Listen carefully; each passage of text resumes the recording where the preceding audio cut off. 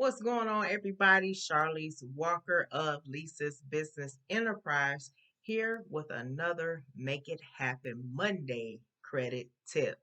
So, we're going to jump right into this scenario. So, if you have been improving your credit score and you're going to look for ways to save or utilize your credit score, one way maybe to do that is refinancing your car, your current car loan.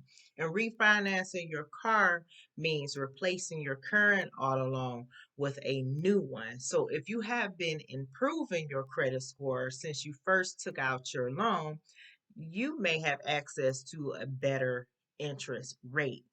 And so the most common reason people refinance their car loan is to lower their monthly payments. Makes sense. And a lower interest rate means lower interest charges per month, which in turns means that a larger portion of your payments go towards the principal, which is how much you borrow, and less towards the less towards paying interest to the lender. So though that is something to consider because I did a couple of years ago. My interest rate on my loan was 10%, and I was like, okay, I'm getting my credit score up. Should I refinance my car? I could save money on my monthly payments.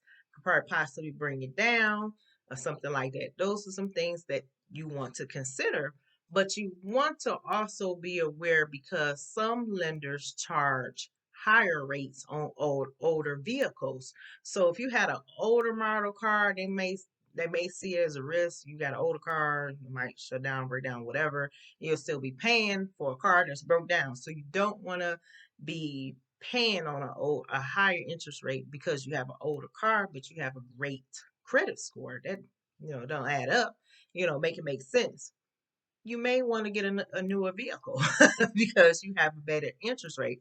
But of course, make sure you don't put yourself further into debt because you have, I don't want to say further in debt, but don't want to add on because you have a greater interest rate, but you still have this car, but you're trying to get a new car. If you can afford to do so, do so. Do it. Okay.